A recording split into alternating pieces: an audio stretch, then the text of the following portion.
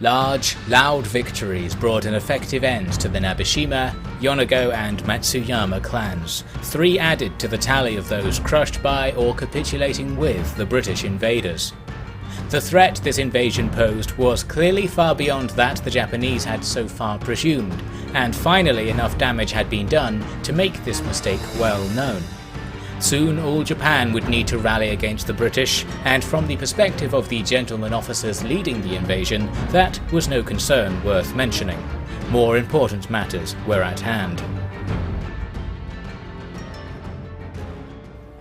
I thought you were going to Mimasaka, sir. If I did, I didn't know about it, and I'm certainly not now. Your father has struck a deal with the natives on the South Road. So now my only concern is the trail of broken promises left by you. I'm doing my duty to the Empire. You're doing my poor head in with your arrogance, boy. Your father has made his will quite clear. He's wrong. You judge him based on what? Your decades of command experience? You are the sort of soldier whom my sergeants would beat into a pulp. I'll stop winning battles then, shall I? Yes, that would be a good start. These pushover natives have given you a most foul attitude to your career and your family. I will take command of the main battle group. I will allow you, out of respect for your achievements, illegitimate as they were, to command the reserves. Illegitimate. I suppose I understand, sir. If my contribution is to be off the record, then I may as well do as I please. I shall go give the men their exercise at once, sir.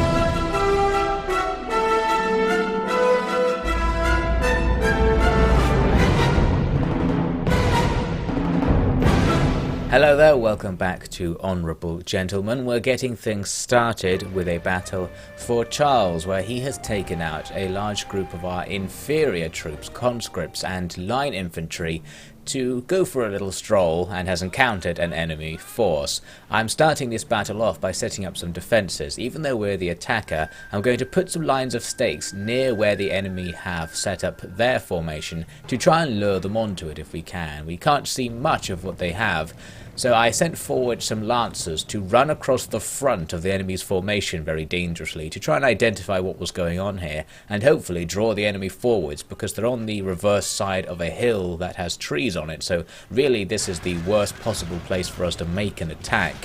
Some enemy cavalry did respond to this move by coming to attack us, but of course now we've put our stakes all over the place, so they're going to be forced to just run into them. The casualties they take are enormous, pretty much total, especially when combined with the fact they were being shot at the same time. A couple of enemies make it into our formation, but they probably won't last very long. They also had some Naginata levies who were following behind.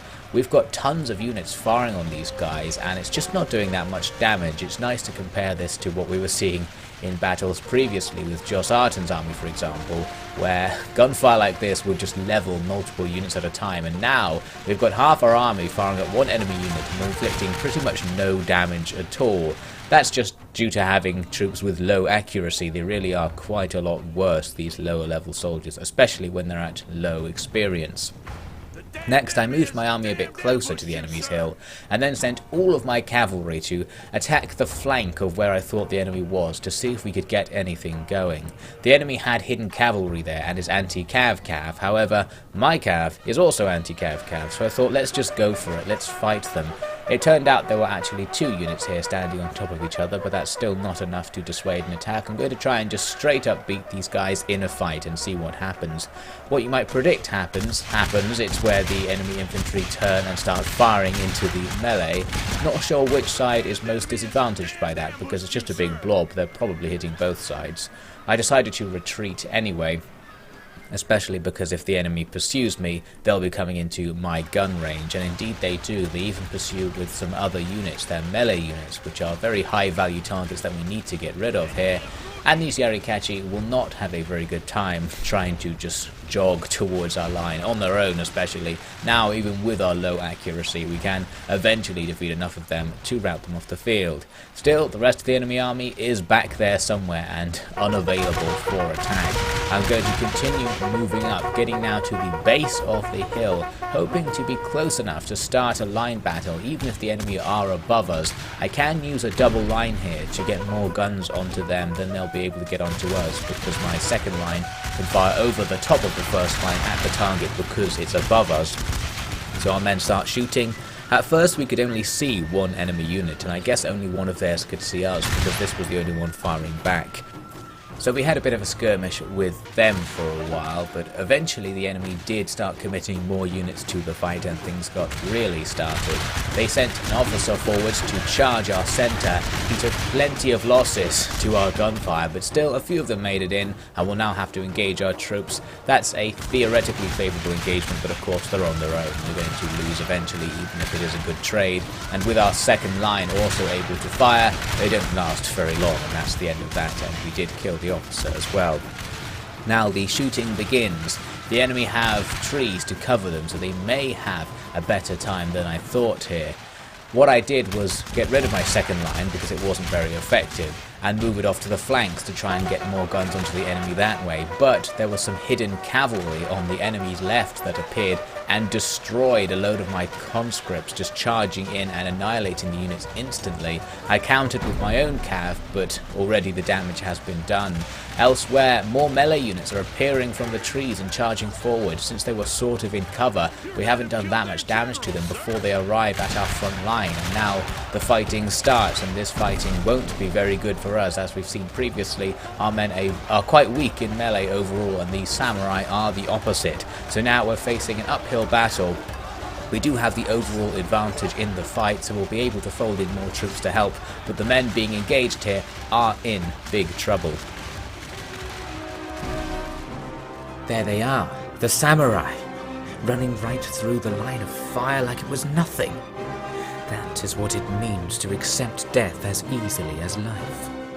No way we can beat them. Major, get the men back! Get them back!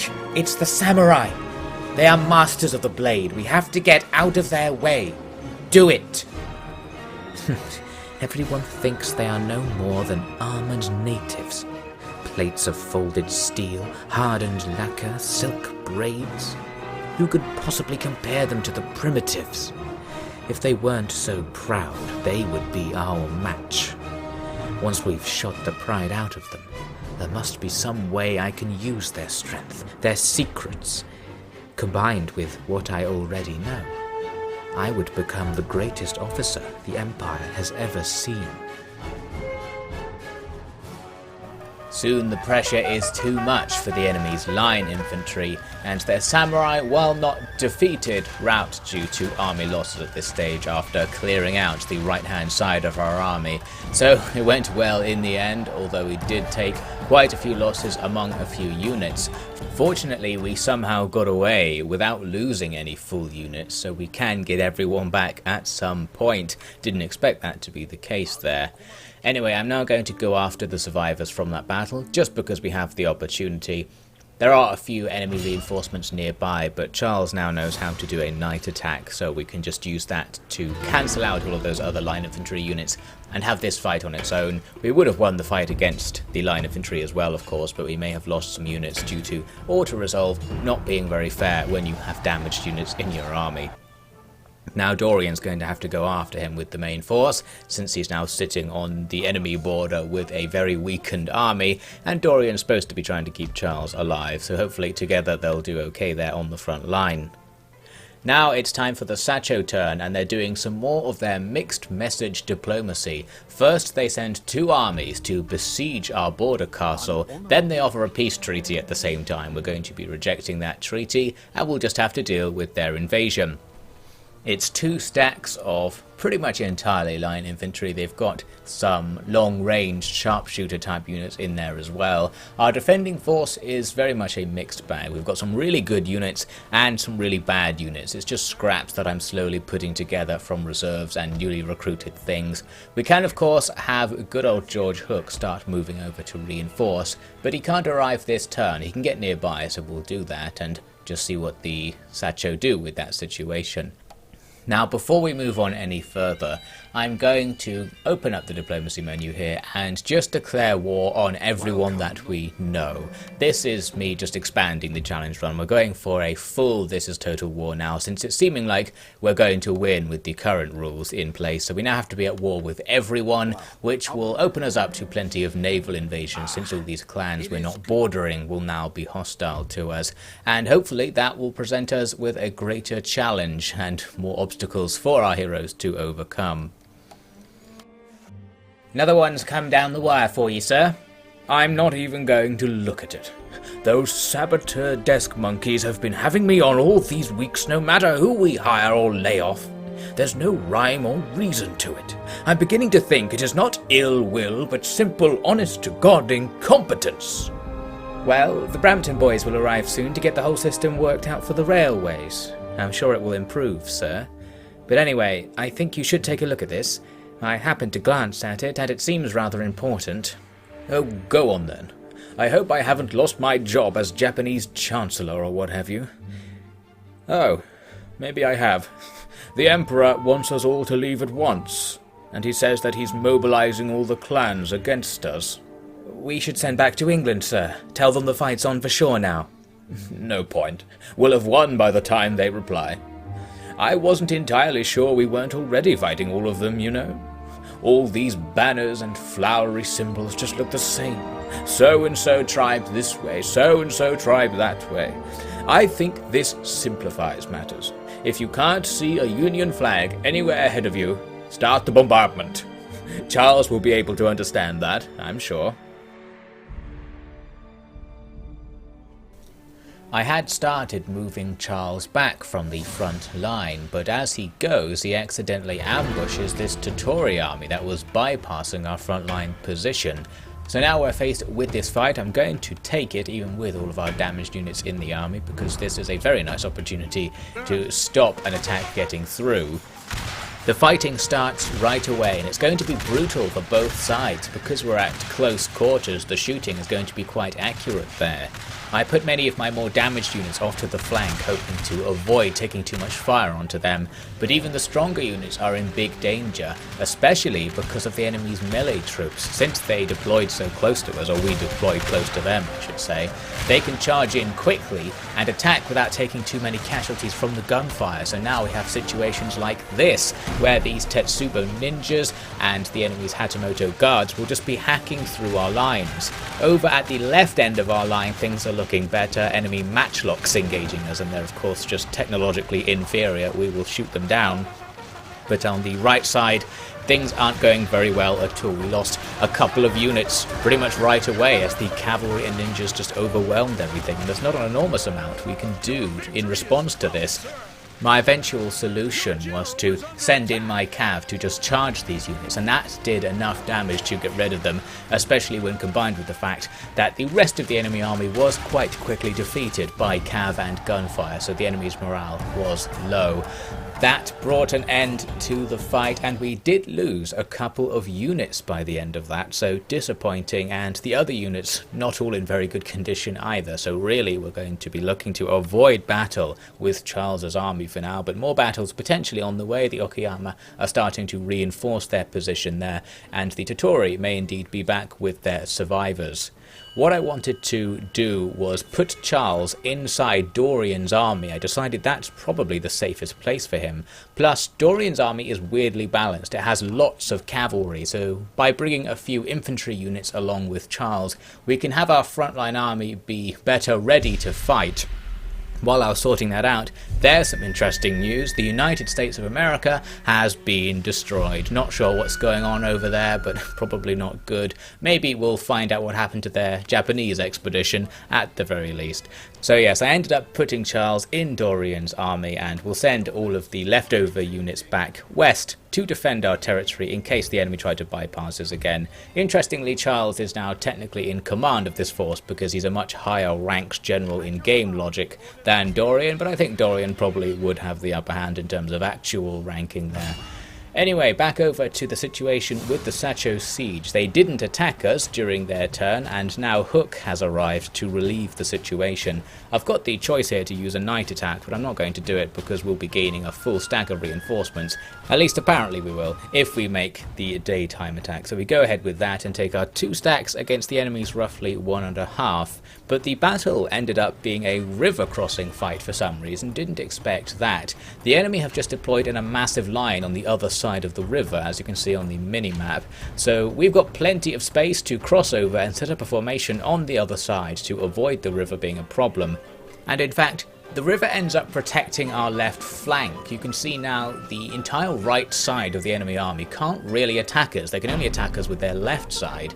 And on the left side, they've also got too many units here. Some of them are bunched up against the edge of the map, and that's pushed them forward. So they're on their own, engaging our front line as the battle starts. We'll just let that fight play out because we can hope for a couple of enemy units to be defeated. They do have some high quality line infantry here, but ours are just straight up better. So even in duels that aren't really overwhelmingly in our favour, it's only 2 or 3 units on our side firing at 2 on their side. We'll just let it play out and take our eventual win. Then I moved up my engineers to sniper the enemy and try to get their left wing to attack us, but it didn't really work as I intended. The AI is scripted in a slightly suboptimal way, where if it realizes it's outranged, it will attack with a couple of units to try and get rid of the thing that outranges them, rather than switching their entire AI mode into attacking. So they're still trying to defend their position, and we're just taking out a couple of units before the fighting really gets started. We did take some casualties to their return fire, so it wasn't a completely free demolition of those couple of units, but still it makes things easier in the long run. Here we can see a few more units have moved up, while plenty more are still further back, just not taking part in the fight, and those units are going to be destroyed as they take fights they just can't win against our whole front line. This unit of volunteers, partially covered by a hill, is going to survive for quite a long time, but still not going to achieve much. I noticed on my far left, where I was using some lesser units to replace some damaged quality units, that these guys can actually fire like 5 or 6 ranks deep. Maybe because they have a looser formation, or maybe that can be done with any unit. I'm not quite sure. I just never do formations that are that deep normally. Still, for all the fire they're getting on the enemy, they're struggling to hit anything. The enemy are literally right in front of them. We're shooting each other at point blank range here, and not much is being achieved. But we're going to win that eventually, and soon the enemy's cavalry decide to go for a last-ditch attack. But by this point, most of the infantry's gone, so our infantry is free to attack this cav as it comes in, and they take tons of casualties. Plenty of them still make it because they had so many, but they won't be able to get very far. We've got a second line of reserves that can come in to engage with these guys as well. I also had a load of military police who weren't much use in the gunfight, but they can now pull out their swords and just charge into this melee to start turning that momentum right around, and now our whole army will be able to advance on the few remaining enemy units. I think I just melee charged them, and it caused everything to rout. They didn't want to stick around to see what happened once we got up close. So there we go, a decisive victory where the enemy just threw away their defensive advantage and even gave us a defensive advantage in the end. That went very well. A few casualties, but no units lost, and the enemy invasion force has just been left in tatters. We will need to finish it off, but that's going to be no problem. I'm sorry, do I know you? No, but you have been looking for me, Colonel Hook. Is that so? You've come in on the wine ship, have you? Regretfully not, sir. I've been here a very long time indeed. Longer than you, even. Hard to believe. Wait, are you a spy? My father was a spy before his ultimate discovery and disappearance. Sorry to hear of it. So, you were here with him? Indeed, sir. Father always said that one day I would see an Englishman again. You lot appeared just as I was starting to forget this beautiful language." "I see. Well, you seem to know of me, but I didn't catch an introduction from you." "I'm Tananau, sir. Tananau Broadhurst, son of Spencer Broadhurst of Earl's Court." "A Broadhurst trapped in Japan all these years? How long was it?" "It's been 3 decades, sir." "My word, you really are a bearer of your own bad news. Well, you said I was looking for you. Do you have information for me?" "While the formalities have been missed for obvious reasons, I am to inherit a measure of wealth and a set of titles that would make me suitable for command in your army, don't you think?" "It's the Major General's decision, but I suppose so. I'll put in a recommendation for you, to be sure. What was the name?" "Tananau, sir." "No, your real name." "I'm afraid that is it, sir." A Japanese Broadhurst. I suppose we're here trying to invent such a thing, so I shouldn't be so surprised. The Nabeshima forces who Josartan had under siege tried to sally out to break said siege, but as you can tell from the balance bar, that was very much a suicide attack, so they are defeated and the castle falls. Still another half stack next to it to deal with, but that should be no problem. The main decision I needed to make this turn was how to react to this move from the Okayama. They're trying to walk past our front line, following the example of the Tottori, and this time no cheeky ambush to stop them. I can push this Tottori army away to give myself a bit of space just to start off with. And now if I wanted to go backwards to fight these guys, I would probably have to break the siege, and I didn't want to do that since I'd already invested a load of turns into it. Luckily though, I've got all of these scraps around the place of units I've just been recruiting here and there, and they're gradually building up into a new army behind our line, and this looks like it's enough to defend, so we're just going to ignore that bypassing army as a result of that. Now Joss needed to move out to eliminate this Nabeshima force. It's got no leader and not very much in the way of variety, just loads of line infantry and 2 units of swords. They did have a defender's advantage and had set up these mounds to defend themselves, but we had artillery raining down upon them. They were trying to dodge it and doing okay, but still it was disrupting their formation, inflicting kills, and one of the nice side effects is that units that were hit by this artillery decided to move forwards to come and engage our line on their own, another strange AI behaviour. And that of course led to their very quick demise. This was their captain's unit right here. You can see their commanding officer in the centre, and down he goes under a rain of fire. As some people have noted in the comments, the morale in this mod is a bit through the roof, so generally we're killing these units down to the last man before they go away, and they are going to be able to get some shots off on us, so this won't be a completely free victory we're taking here, but our casualties will be minimal.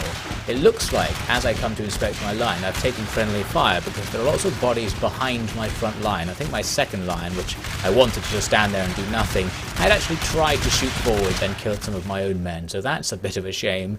Overall though, very, very minimal losses. The enemy army just wiped aside. Josartan's force is so elite that really there's nothing we've seen so far that I think can contend with it. Now he has to decide whether to go southeast or west to hit the next Nabeshima settlement. The southeast option would net us much more money, but I'm going to go west because the enemy do have a small army here and we want to be here just to bring it down. There is that chance they could walk past us and attack the place we just took if we don't deal with it. I'm going to use a night attack to take the settlement, even though we would easily win an auto-resolve there, just so I don't really take any losses. We can do these 2 fights one at a time, so we use the night attack to take the settlement, and then we'll just go after the other army separately. As you may have noted, pretty much every officer can do a night attack now. It's very high in the skill tree in Fall of the Samurai, or maybe just in this mod, can't quite remember, so you get it pretty early on. Now there was an option here to help the Hirado attack the rebels that we just left behind a while ago in our territory. I was moving our new officer, Tananau Broadhurst, to go and take that castle for us. And I can still go ahead with my mission if I just don't help the Hirado, because they'll probably fail in their attack. Their army's not very big. However, I decided that Tananau is probably sympathetic to the British-Japanese vassals, so he is going to help them take this settlement, and they will indeed have it now. At least it's not rebels. We'll get a bit of the money from that settlement through their vassalship arrangement. Now the force that Charles and Dorian have under siege decides to sally. This is another case where the balance bar is pretty far in our favour, and it probably would be fine to auto-resolve, but I wanted to do it myself just so that we had basically no casualties from the fight, since I foresaw other fights coming up very soon. Really nothing remarkable happened in this fight, didn't even bother filming the replay. We just stood there and shot units as they came in, and that was good enough. We had quite a lot of dragoons, so I was just playing with these guys out on the flanks, drawing enemies away and gunning them down. The edgiest moment was when their spears charged my dragoons. If they got into melee, that would be dangerous, but they're not going to. We can just move away and, of course, gun them down as they come in, so really nothing comes of all that. There's the result. We won, and we're going to take the castle as a result. Now we had to see what the other army, the other Okayama army, would do, and it didn't go west as I thought. It actually came over to now besiege the castle and goes right into a castle assault. So a slightly harder battle, but still pretty easy, and we're going to be defending a castle, so probably not much going to come of that. Perhaps we'll have a couple of highlights at the start of the next episode.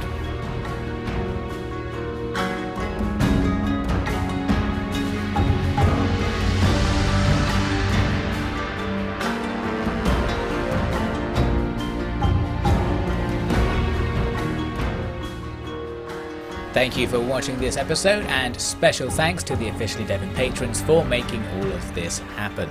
We're going to be doing some more wave ruling, and we'll finally be making Japan into a proper colony by exporting everything we find back to Europe in the next episode of Honourable Gentlemen.